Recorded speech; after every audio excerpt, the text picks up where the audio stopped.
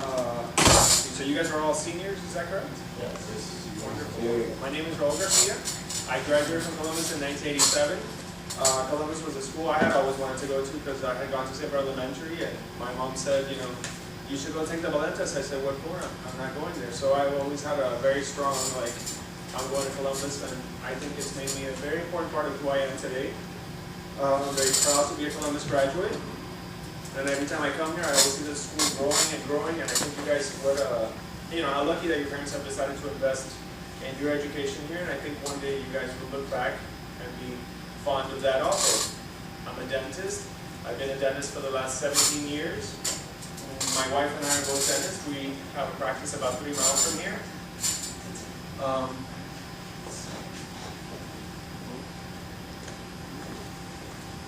Is there any way to get the whole thing?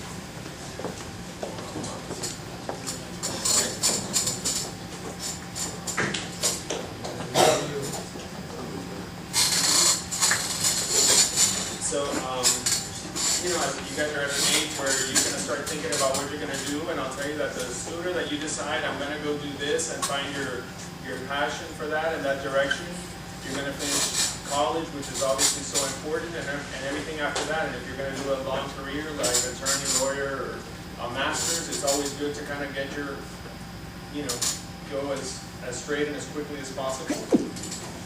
I always loved teeth since I was a kid. I was obsessed. I had very crooked, you know, teeth that were out here, and I would get paper clips and straighten them. So that kind of drew me to the profession. And then I went and had some braces, and I thought, hey, this guy works with, you know, he's listening to Y100, hanging out with teenagers all day long, and he's telling these 8 women what to do all day. This is a great job, you know. And I just thought this is a. Later, I found a little more passion in understanding what a dentist did, and so I was blessed to early on kind of find my way in something that I liked.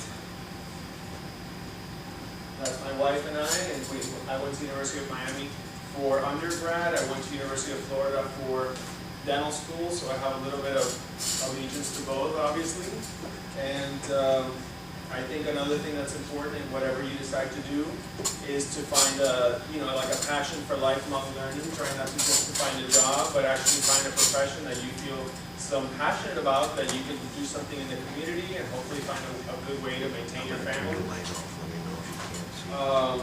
I sometimes say to people, at the turn of the century in 1900, people would live, let's say a whole life was considered into their 45 or 50 years old, and people didn't expect necessarily to have all their teeth. After vaccinations and sterilization and surgeries, there was an improvement to where people were living into their 70s and still didn't expect to have all their teeth. But I think most people today would say that, how long are you going to live? Most people would probably answer into their 80s and 90s, and I think that today's person is much more sophisticated and wants to have teeth for a lifetime. So lucky the dentist, I think, that we have that opportunity to help people with those things. There's a lot of exciting things that occur in dentistry, and I think people don't realize that because they think, oh, a cavity, and I go to the dentist and get my teeth cleaned, and what a drag. But dentistry is an evolving profession for the dentists that want to engage in the technology. You know, nowadays we get patients who sometimes find us on the internet or sometimes refer us from a website. We do things with sleep apnea. We do Invisalign. Dentists can do Botox and Restylane, so can do some cosmetic things for people too. So I just think, wow, what a great job. They give you all of these opportunities to do so many different things for people. I think also it's important to mention that, at least in my office, we always feel like we can change somebody's life. And you may not think that a dentist can change somebody's life, but I feel like we do. We certainly can help people in many ways. It's not just about a cavity, which most young people, you know, but if somebody has crooked teeth and you can straighten them, you know what, that can give them confidence, make them feel better about themselves. I just kind of put together some quick things to show you guys. This is this example of a patient who comes in and she needs some dental work, and if we kind of just look close up, if you're not grossed out by that, then perhaps dentistry may be for you. But 70 years of not taking very great care of her teeth. This is what she looks like at the end. And you know what? We have a very happy patient. And if I told you that this lady is 70, she's widowed, she can't move her body from here down because she had polio and she walks with 2 crutches, and she manages to have a boyfriend. So you can, you know, do something that can make somebody feel really great about themselves. He's a 90-year-old guy who he says, do you think I'm worth it to fix my teeth? And I say, I can't tell you if you're worth it. Only you can decide if you're worth it. But I can tell you that if you can eat till the last day on the planet, it's one of the last pleasures left. Forget about sex, forget about, you know, going down to the mall, forget about, you know, traveling too much.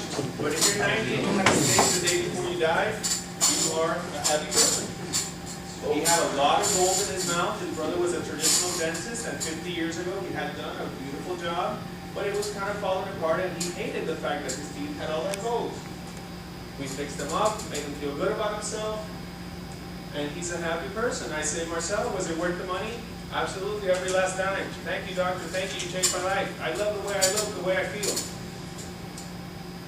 Somebody loses a front tooth. This young man, unfortunately, decided to go to Belen. His father was a Belen graduate, but nevertheless, he's good for the illustration. He had a little traumatic event when he was a little kid. We helped put him back together and give back confidence to a young person who, you know, was not feeling that good about missing that front tooth. Somebody who, for many reasons, ended up with these nasty-looking purple teeth. Look at him now. You know what? He feels completely different. He can smile. You know, I said, I need to take some after video on you. He goes, no, because now with my teeth done, I need to lose 10 more pounds, and then you can take that video on me, doctor. So you can change the way that people think about themselves. Look at this guy. I had a patient who I showed this patient, she goes, oh my God, Russian mobster, I'm running away from this guy. You know what? Look at the wrinkles here, look at how deep his eyes are. And look at him, look how deep he has to smile. His teeth are ground down little. All we did is his teeth, nothing else. And look at him. You know, that guy looks so happy. He looks younger. He looks like the little brother of the other guy. So, you know, I just think that in whatever you do, surround yourself with people who you like to work with. I have the best team. They know what my goal is. They know what they need to do, what's their important function in that teamwork. And don't forget who you do it for. You want to spend time with your family and enjoy those wonderful things in life that life has to offer. And I think that's basically it. Anybody have any questions or anything?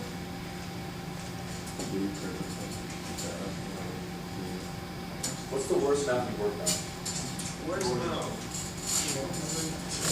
You know what? I saw a lady who had not been to the dentist for 40 years. People stay away from the dentist for 3 reasons in particular: time, money, and fear. They're huge. Oh, I'm too busy, but I tell people all the time, if you don't prioritize yourself, nobody else will. Your boss won't, nobody else. So, I saw this lady who had been to the dentist in 40 years, and her mouth was falling apart. And you know what? Unfortunately, she was in about 70, and she had developed Parkinson's. So now, not only did she have the fear factor, but she was that. So it's not very easy to do dental work on somebody who was like that. We do sedation dentistry, so we were able to put her to sleep, take care of her stuff, but you can imagine the bacteria and everything, because you know what? One of the things that has evolved is that in dentistry, there's a very strong connection that has evolved between the inflammation of the gums, the unhealthiness of the mouth, basically the understanding that if your mouth is in bad shape and you're not taking care of it regularly, you know what? It can affect your heart. There's women who are pregnant. When their mouth is not in good shape, they have a higher likelihood for preterm, low birth weight babies. They actually have found that those people have a higher likelihood of Alzheimer's, Parkinson's, and other chronic illnesses. Not now, 40, 50 years from now. The body recognizes that crappy mouth as chronic inflammation in the body and actually causes lots of problems down the road, you know. So to have good overall health, which I think society nowadays is all about, you know, being healthy and, you know, all of that stuff, but you need oral health, which means mouth health. And if you don't take care of your mouth and you think, oh, it's no big deal, I just broke a tooth or I have a cavity, there is, you know, seriously nasty bacteria sitting in your mouth and going into your bloodstream and affecting other parts of your body. So, you know, part of being a human being is not only